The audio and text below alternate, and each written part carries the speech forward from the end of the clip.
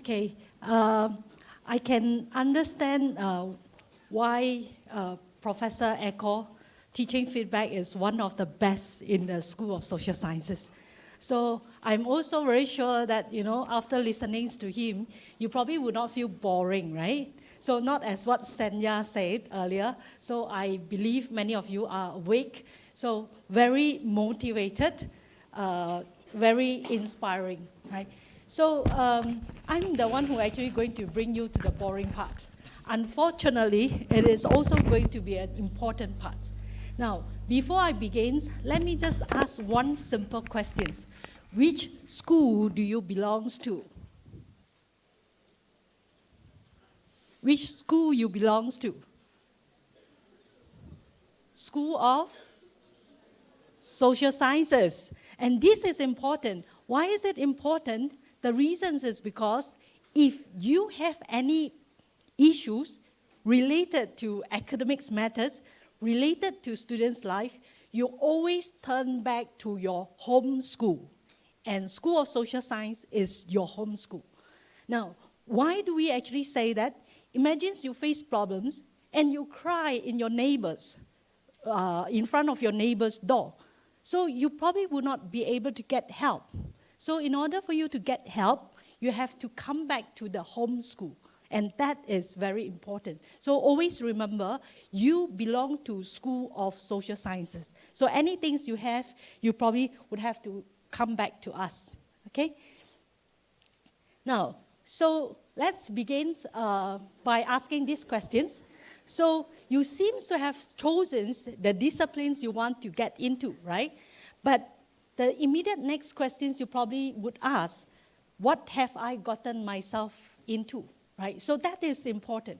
Now, so I will try to answer some of these questions, but probably not all. So as mentioned by Professor Echo, you can actually see that we have 4 single majors, right, in the school. And then we also have other double majors. We have our new PPE program, and also we have our economics and data science.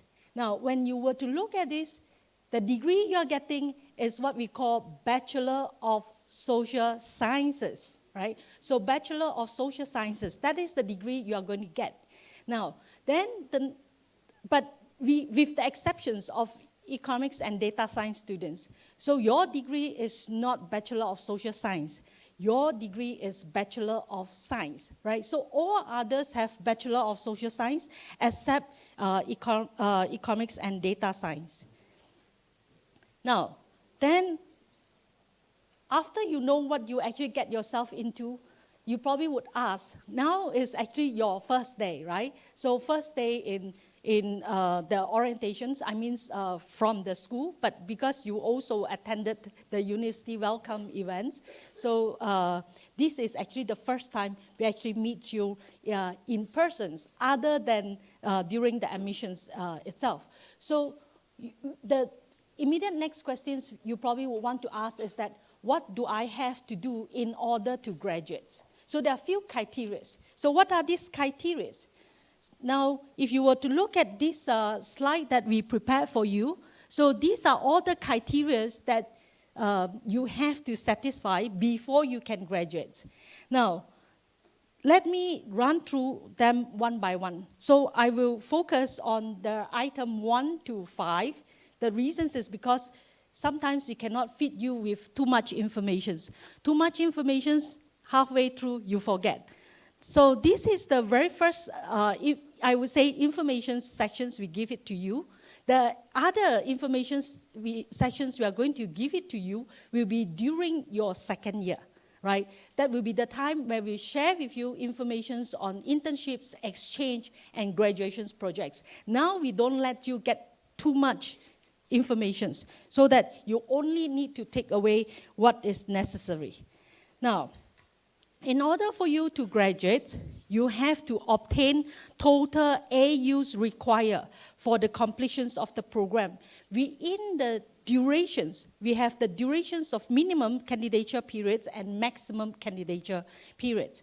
Now, so minimum candidature is 3.5 years. Maximum is 6 years, right? Now, but keep in mind, for many of you who are under the subsidies from the governments and scholarships from the government, keep that in mind that the scholarships is only up to 4 years, right? In other words, 8 semesters. So once you actually spend more than that, you have to cover your own fees. So that is something to keep in mind. And you have to spend at least 3.5 years. So some students probably come back and tell us that they want to do it in 3 years. So the answer is no. You do it in, the lowest is 3.5 years, right? Now, the reasons is because we have a lot of things in the curriculum structure. So you have internships, you have exchange. Once you take into account of all this, you probably find that graduating in 3.5 years is very, very stressful. So we strongly encourage you to try to do it like within 3.5 to 6 years, right? Now, then the next question is academics units. You probably would ask as in, what is this academics units actually stand for? Now, every single course you take actually have academics units. Some simpler course will have 2 academics units. Some have 3 academics units. Some have 4 academics units.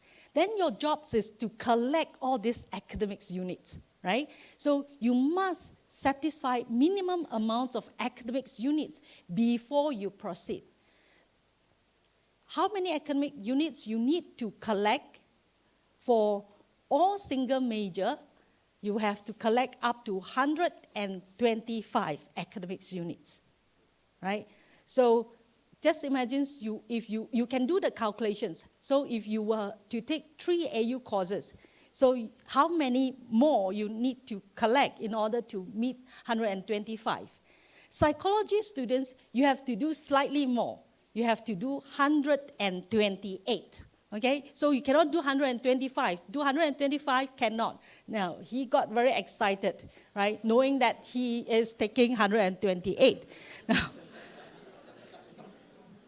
double major students also take more because you have 2 majors. Economics and data science students, they have to take even more. They have to take up to 140 academics units. Right? So different programs will have different academics units requirement.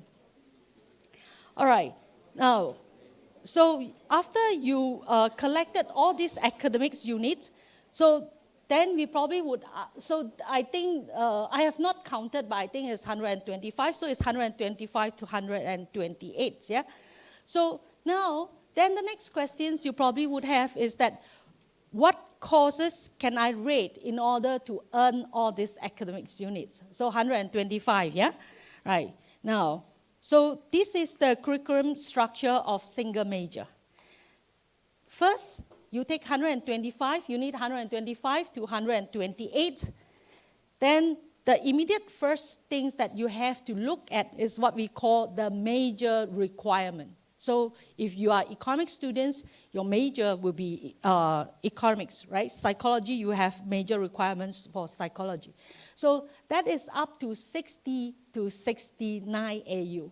And usually, it's during this time, it's about 3 academics units, right? So most of the major requirements courses, they have 3 academics units. In other words, you have to read up to 20 to 23 courses under major requirement so that you can be classified under, let's say, economics major, psychology major, PPGA, or sociology. Now, then after that, we have this ICC. So you have heard quite a lot on ICC already on the welcome day. We are not going to highlight too much, but in terms of ICC, you have to read up to 27 academics units. Right? So 27. Then you have another components on BDE. Now, for this BDE is very precious because it has a lot of flexibility. You can do a lot of things with BDE, and later we share more, right?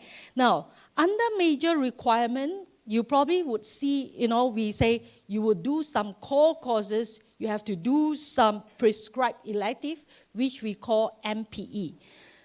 So core courses must read. If you fail your core courses, you just cannot move on to the next level. You get stuck, right? So make sure you pass all your core courses. Now, for ICC, you have 27 academics units. You have all these courses. So you have CC 001, 002, and you can see that you have nice mixture of subjects, right? So you learn about digital literacy, you learn about healthy living and well-being. Now, why I say some of these ICC courses can be very, very interesting. My niece is actually now a student of NTU, right, with the other school. So what happened is one day she read this healthy living and well-being. She belongs to the STEM categories. Then she showed me her video, and we noticed that the video is actually recorded by professor from social sciences. And one day she showed me this slide. She said, I suspect JJ have eating disorder. She need to see a counselor because the JJ actually have a tendency to eat a lot when she get very, very stressful, right? So these are all the knowledge that she actually get from other discipline, not from her own discipline. Now, also take notes that compulsory internships could be up to 5 academics units, could be up to 10 academics units, right? So those are classified under ICC. So internships is no longer an option, it's compulsory. Every one of you must go and do an internships. Now, single major students or other students, they do up to 5 academics units. But for ECDS students, they have to do more. They have to read 10 academics units for internships. So some students end up doing 2 internships instead of 1 internships. And apparently, they enjoyed it. I think they probably feel bored of seeing their professor in school. They want to run out from the School of Social Sciences and to see the world instead of staying back in school, right? So they enjoyed it. Now, so these are all the compulsory internships options, right? So you have the 10 weeks professional attachment. And how do we actually encourage you to plan your study plan?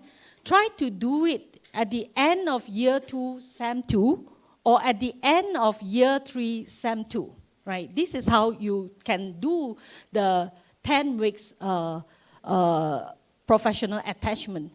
But then they say 10 weeks not enough. In fact, some company actually hope that you can have longer internship with them so that they can assess you better.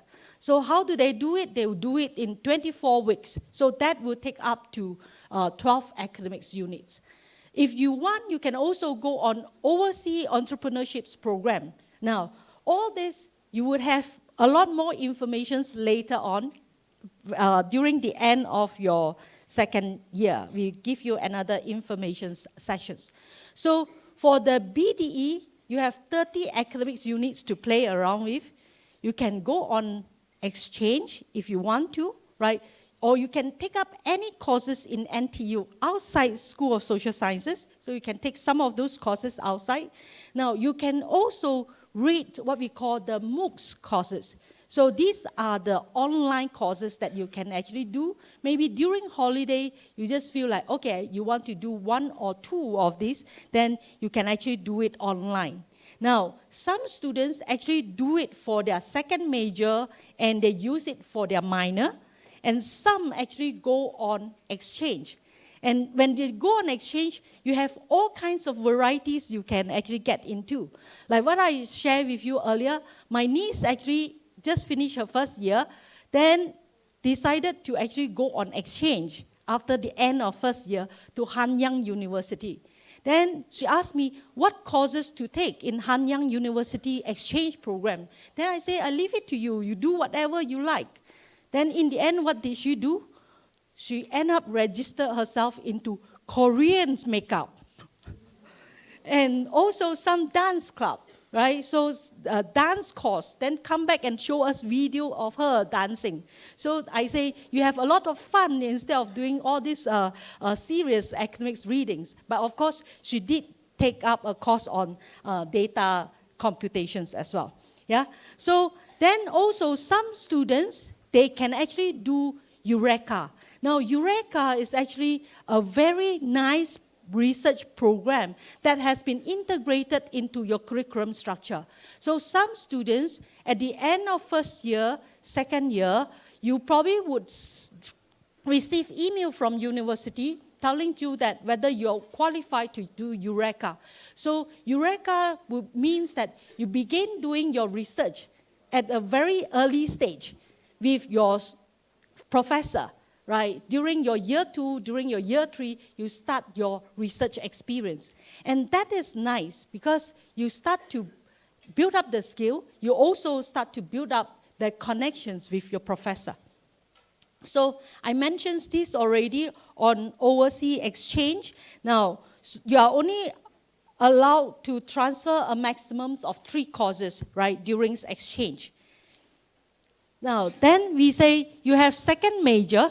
In order for you to read second major, not anyone can do second major, right? In order to do second major, because you have more on your plate now, you have to make sure you satisfy the minimum CGPA of 4. Now, this CGPA of 4 is out of a total of 5, right? So in other words, you must belong to the distinctions category, or what we call at least the second upper categories, before you can actually do up second major. Now, then all these second major programs, you have so many of them. We in the School of Social Sciences, also we in the college, right? Now, if you think second major is too much for you, you can go on minor, right? Because second major needs you to read up to 11 courses from that major. So minor is something lighter, so you just need to do 5 courses. Then you have all this, you can do with all majors within SSS. Now, I'm not sure whether it is very advisable for, let's say, economics students to do sociology, as the chair proposed. I just share my personal experience. I did economics degree as well. In my first year, I did 3 economics subjects. And then after that, for some reasons, sociology is actually made compulsory. And I struggle. And it is the subjects that I struggle most. But after years later, when I look back, then I realized that sociology can be very, very interesting. But that is only after years later, right? But during that times, I really suffer, yeah? All right. Now, so up to now, you probably say, wow, I have so many choices. Then how should I choose? Now, how do you choose? Then we say you have to come out with proper planning, right? So you have this, make sure you get yourself familiarized with the curriculums and also suggested study plan. So we give you the study plan. You can choose to follow or choose not to follow, but our advice is try to follow, right? Now, then in order for you to do 125 academic units or 128, you see at first we say that is almost impossible. But keep that in mind, you're doing it within 4 years. So things becomes very, very reasonable. So you can actually do up to like 17, right? So 17, this is actually an example from economics because I'm from economics. I'm more familiar with that structure in a way. So you see, you are doing up to 17, right? 16, 15. And then sometimes during the special terms, you do up to 5. So this is how you should actually plan. Make it more even, right? So 17 to 18 will be something very nice to have. Now, Also, there's one thing that we would like to remind you that do not overload, right? Do not try to overload because it can be very stressful if you overload. Yeah? So this will be something nice to have. Those in red will be all the core courses. Then you would have the ICC module.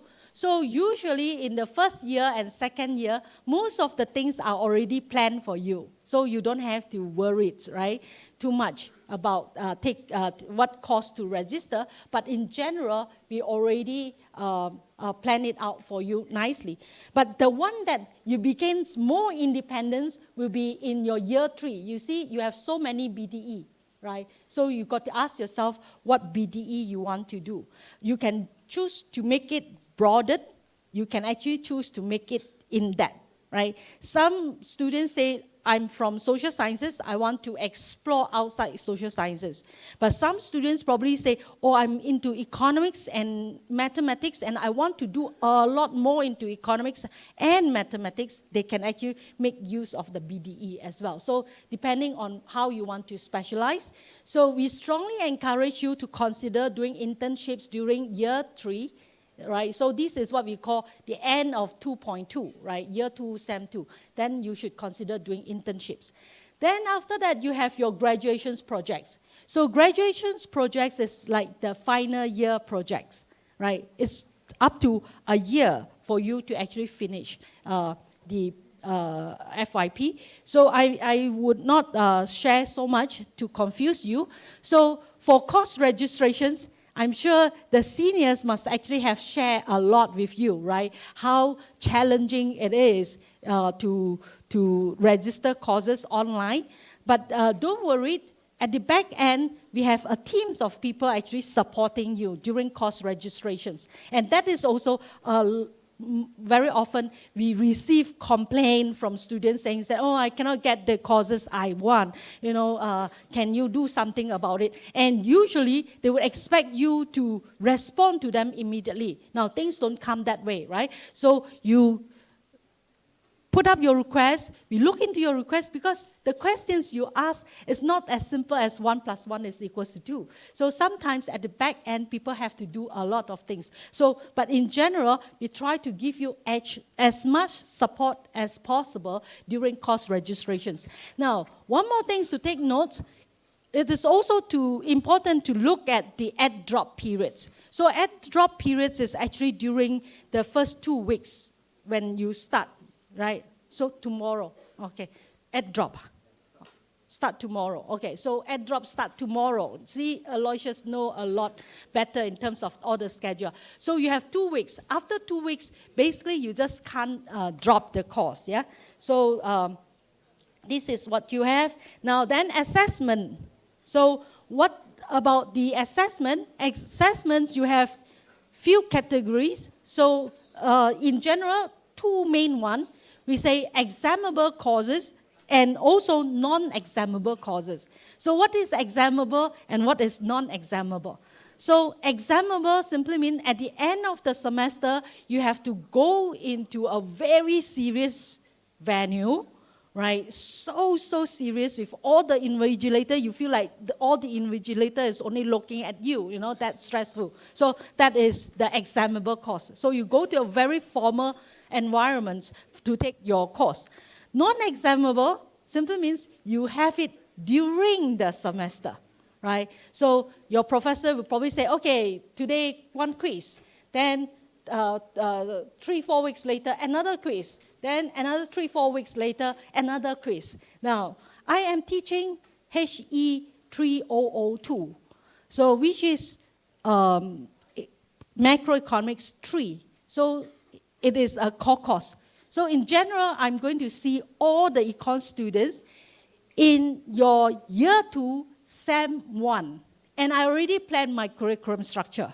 I'm going to make sure that you guys come back for 3 quizzes. So every 3 weeks, you would have 1 quiz because it is non-examinable. So you don't have stress. You don't have stress at the end, but you have stress during the semester, okay? So yeah, spread it out, okay? Okay, so some faculty, they can be very creative. They will give you assignment, they give you quizzes, they give you projects that get you to do presentations. We also have courses in psychology where the faculty actually bring students out to see animals because it is a subject on animal psychology. That one look interesting, yeah? Okay.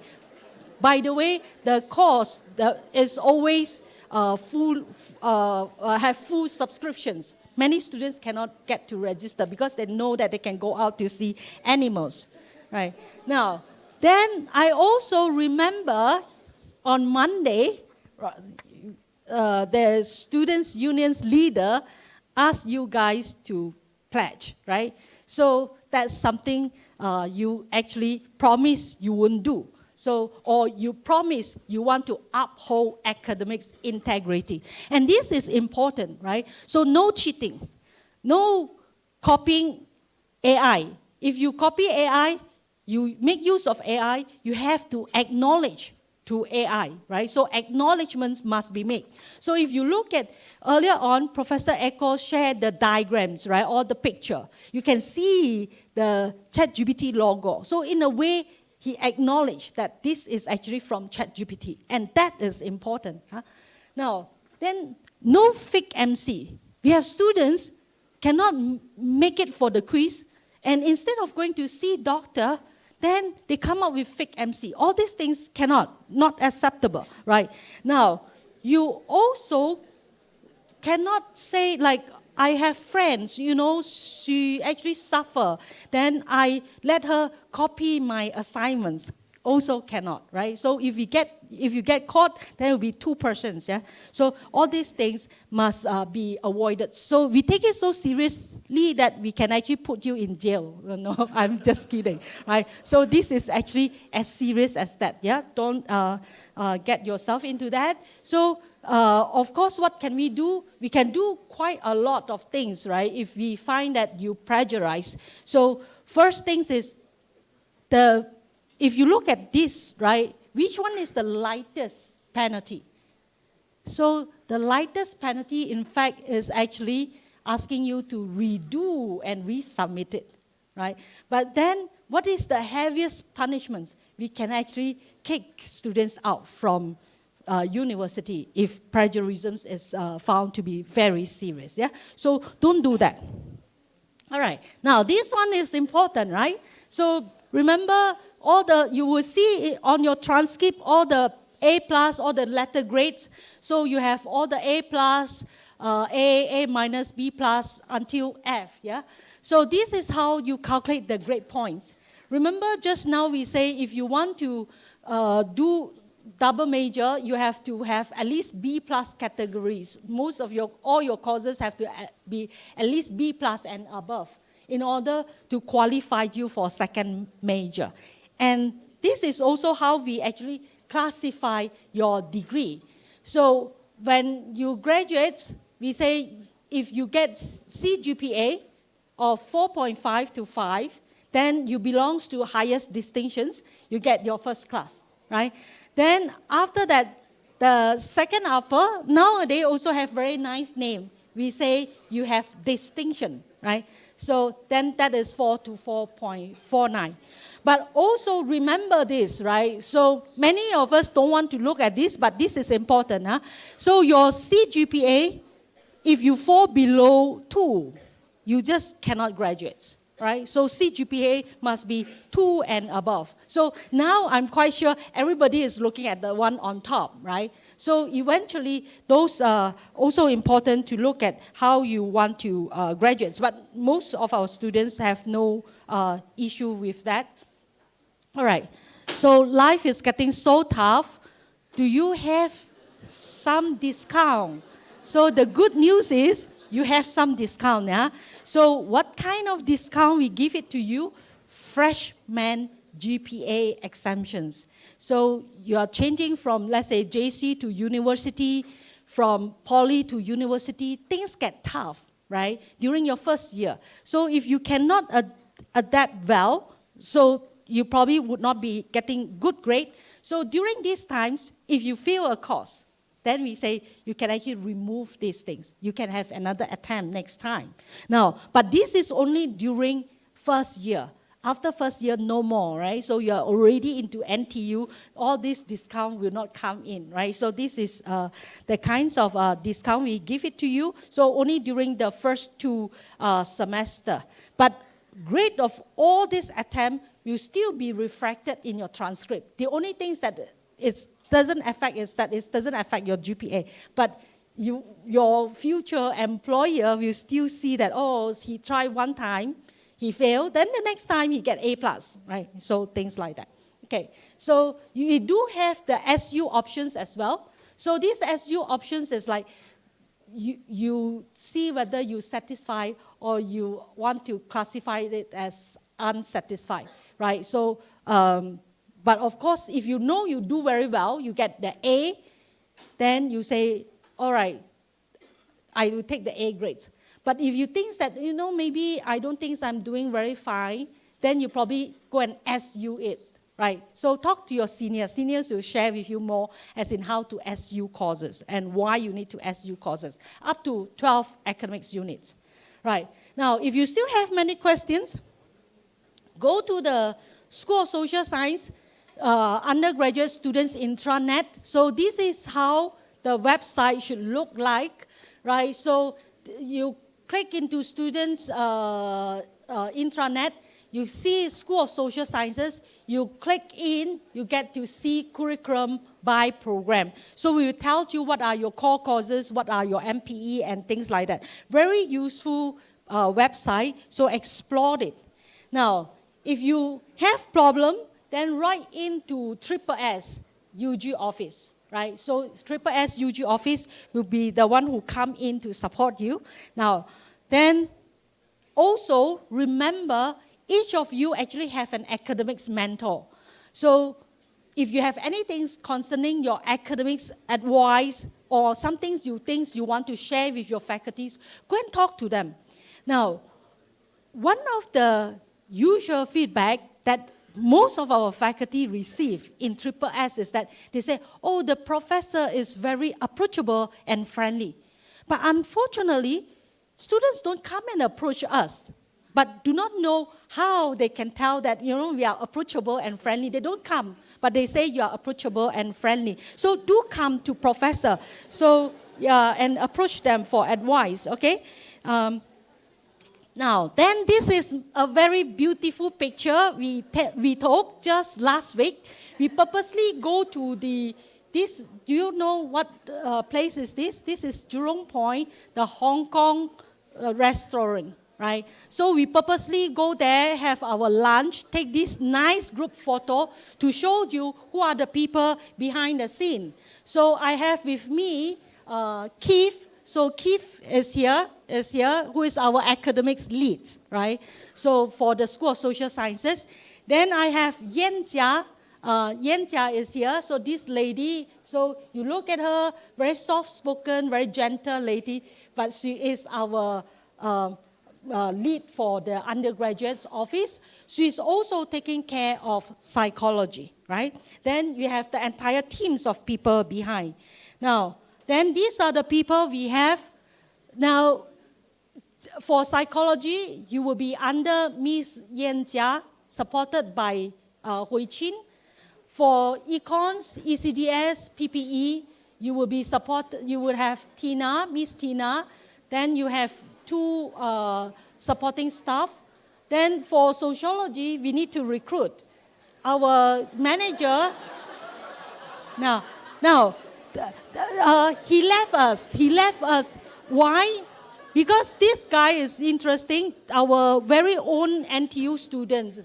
So he decided to further his study. He got a first degree in mathematics.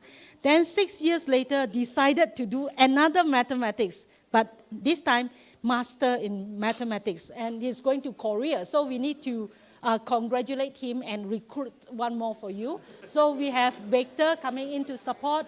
And PPGA, we have Miss Ma Jiaying and also Sir Han. right? So remember them. These are the people behind the scene giving you the support. All right, so with that, I thank you for listening, and I look forward to seeing you in the school. Yeah.